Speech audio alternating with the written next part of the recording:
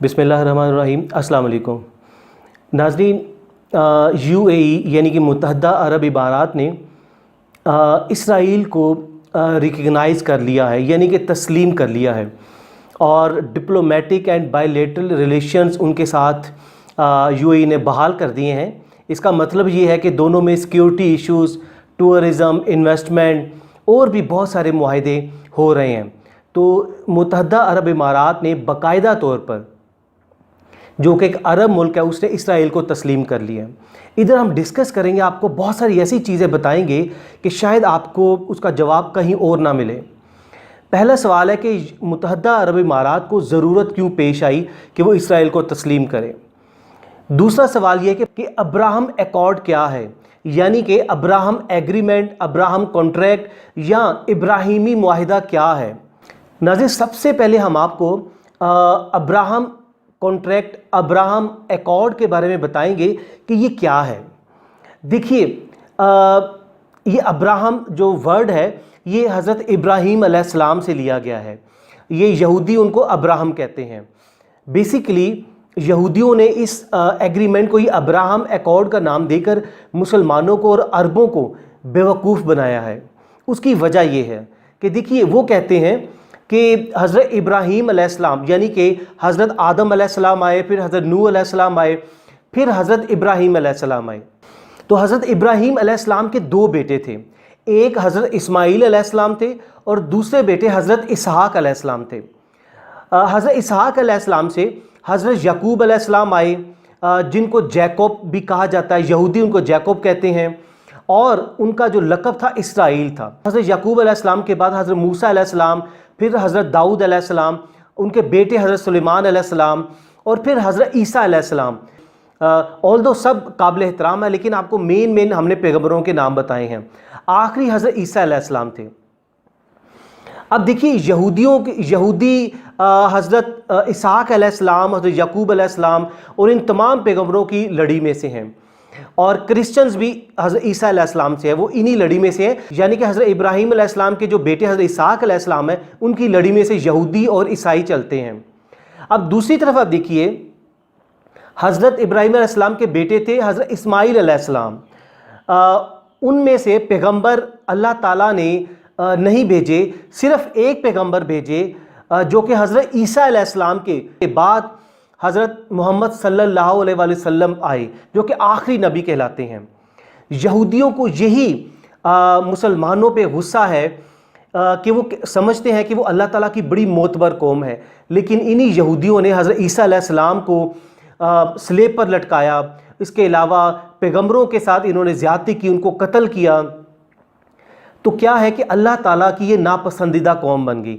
अल्लाह ताला ने हज़रत इस्माईल अलैहिस्सलाम से एक नबी भेजे, हज़रत मोहम्मद सल्लल्लाहु अलैहि वसल्लम, इसीलिए यहूदी उनको नहीं मानते। तो आपको सारा बताने का मकसद ये है कि यहूदी किस तरह मुसलमानों को, अरबों को धोखा दे रहे हैं कि ये इब्राहिम कॉन्ट्रैक्ट है, और इसके इब्राहीम अलैहिस्सलाम के दो बेटे थे, तो उनकी जो औलादें हैं आ गए यहूदी और ईसाई, और इधर से मुसलमान। ये तीन कौमें हैं, यानी कि यहूदी जुडाइज़म पे बिलीव करते हैं, जो ईसाई हैं वो क्रिश्चियनिटी पे बिलीव करते हैं, और मुसलमान इस्लाम पे बिलीव करते हैं।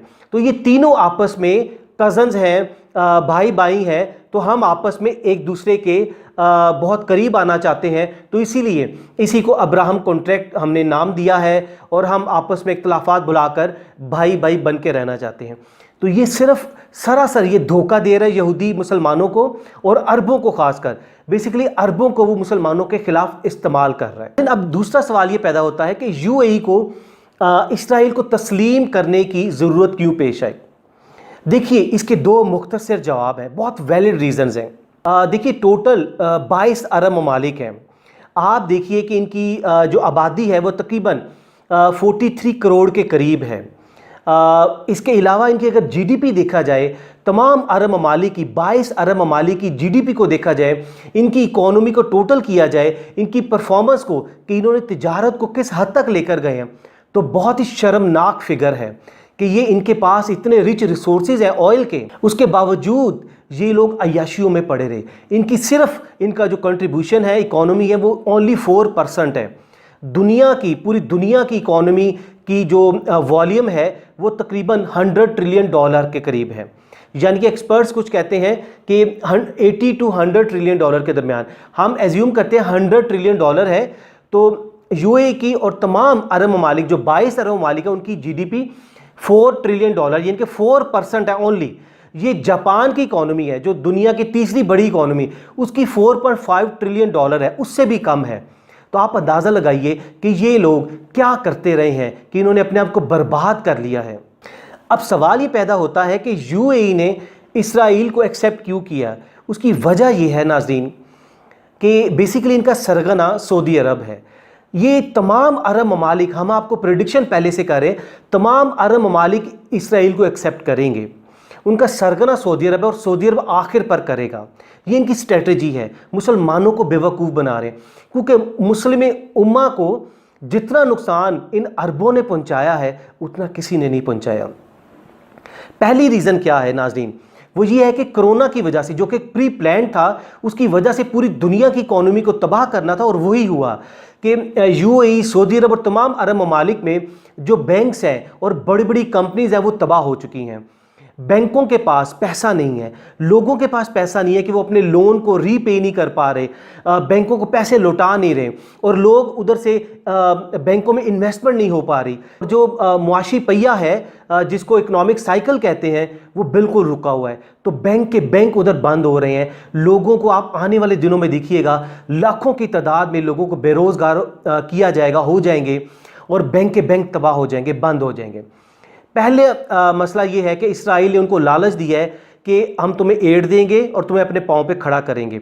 तो इसीलिए यहूदी उनको लालच दे रहे हैं और ये अरब क्योंकि अय्याशी से बाहर नहीं आना चाहते और ये उनसे मदद लेना चाह रहे हैं, इसलिए हर चीज़ को सेक्रीफाइस करने के लिए तैयार हैं। नाज़रीन, दूसरी बहुत अहम रीज़न है वो ये है कि 2023 आ रहा है, ये बहुत अहम साल है। इसमें क्या है कि मुआहिदा लौज़ान ख़त्म हो रहा है, जो 1923 से लेकर 2023 तक 100 साला मुआहिदा तुर्क मुसलमानों के साथ ज़बरदस्ती किया गया था कि आप ये पाबंदियाँ लगाई जा रही हैं, मुआशी पाबंदियाँ लगाई जा रही हैं, तो आप 100 साल तक इनको इनके पाबंद रहेंगे। तो होगा ये कि इन तमाम जो बड़ी बड़ी इमारतें हैं, बड़े बड़े हमारे खाना काबा हैं, हमारी मस्जिद नबी सल्लल्लाहु अलैहि वसल्लम है, बैतुल मुक़द्दस है, इनके वारिस असल तुर्क मुसलमान हैं, अरब नहीं हैं। अरब बेसिकली हम पहले भी बड़ी तफसील से बता चुके हैं कि खिलाफत उस्मानिया को तोड़ा गया जब पहली जंग अज़ीम के बाद, तो उसमें से 40 से ज़्यादा ममालिक बनाए गए जानबूझकर, साजिश कहता है, जिसमें सऊदी अरब बना 1932 में। ये तमाम अरब ममालिक जो थे ये इधर से ही बने थे, खिलाफत उस्मानिया से। अब क्या है कि 2023 के बाद इन तमाम मुक़द्दस इमारात पर तुर्क मुसलमानों का कब्ज़ा होगा और क्या होगा कि अरबों को बाहर कर दिया जाएगा। अब अरबों को यही ख़तरा है कि वो इसराइल का सहारा ले रहे हैं, इसराइल उनको डरा रहा है कि तुर्क मुसलमान दोबारा आ गए तो आपकी ये अय्याशियाँ बंद हो जाएंगी। तो इसीलिए ये तुर्क मुसलमानों के ख़िलाफ़ जा रहे हैं और ये धड़ाधड़ उनके साथ इसराइल को तस्लीम करेंगे। ये आप देखिएगा 2020 के एंड तक बहुत सारे 22 में से काफ़ी अरब ममालिक, इवन हो सकता है तकरीबन तमाम अरब ममालिक इसराइल को तस्लीम कर लें। अगली वीडियो तक अपना बहुत सा ख्याल रखिएगा। अल्लाह हाफ़िज़।